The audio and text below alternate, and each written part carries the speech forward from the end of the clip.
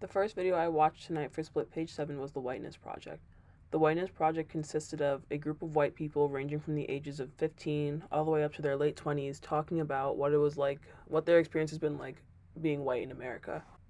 One of the people that I watched was Wade, and he was 22.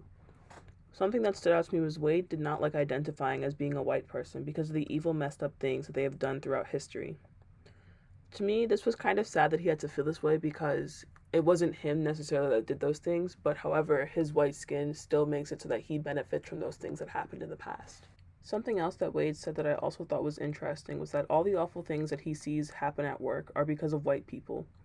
This was interesting to me because the stereotype is that it's usually people of color that are causing problems and being the ones that are causing a commotion, but in this instance, it was someone that was white. Another person that I watched was Nathan, and the first thing that came out of Nathan's mouth was, in America right now, being a white Christian is the hardest thing. Anything that white people say about black people is turned into racism. The amount of white privilege behind what he's saying right now to me is crazy, and I don't think he realizes the extent of it. Right after Nathan says this, he goes on to say, I don't dislike black people, but there's just something about them. I don't have any friends, and I wouldn't want to associate with them because they're usually the ones in class who are loud, and they don't go to school to get an education. They go because they have to.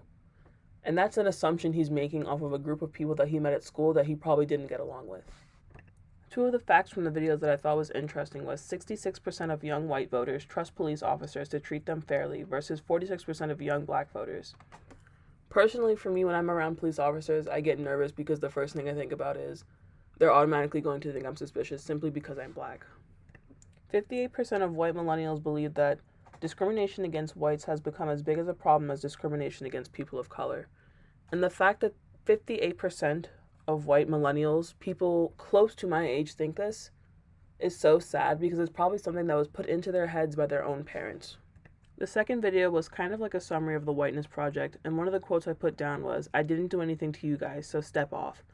This was said by one of the girls in the video from the Whiteness Project, and I think it's kind of upsetting that she feels this way because no one is accusing white people today of the problems that happened in the past, but the problem is that white people are still benefiting from the racist structure that was put in place by white people in the past. One of the things that the guest speaker said was that, not that I didn't think I had a racial identity, but I hadn't really invested how my race impacted my every moment of every day. And this was a great example of white privilege because before I do something, the first thing I think is this something that I should be doing as a black person? It will impact my future or put me in harm's way. Another video that we had to watch was Mirrors of Privilege, and something that they said in the beginning really stuck with me. It was, this country was built on the backs of indigenous peoples, slaves, Chinese immigrants, and we see the same patterns continuing today. To me, this is crazy because despite all of this having happened, racism is still a huge part of a bigger issue that we have today. People of color are still suffering, and we are still at the bottom despite having done so much in the past.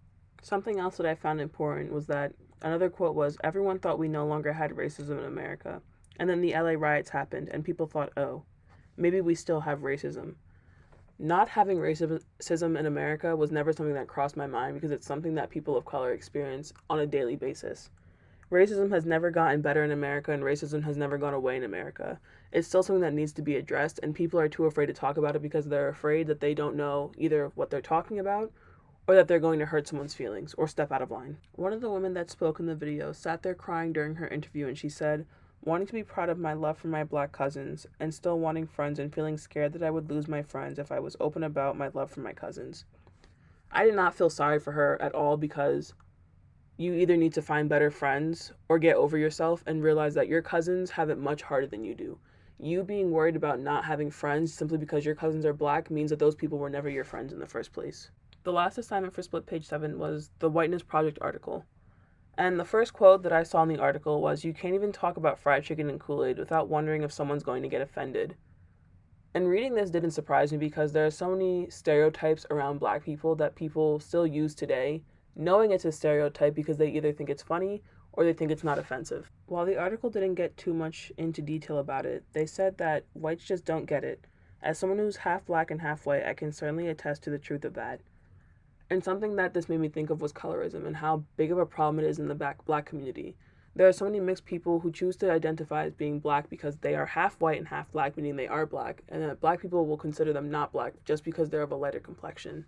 The most important quote to me from this article was, "Look at the fucking documents. White supremacy is codified in all of them, and it's not unrealistic to think that some of that still exists." The fact that we still use the Constitution that was written so many years ago says enough about this country and them not wanting to fix the problem that's at hand. We should not be using something that was written so long ago to apply to the world today. An example would be the Second Amendment. The Second Amendment was written when people had single fire shotguns.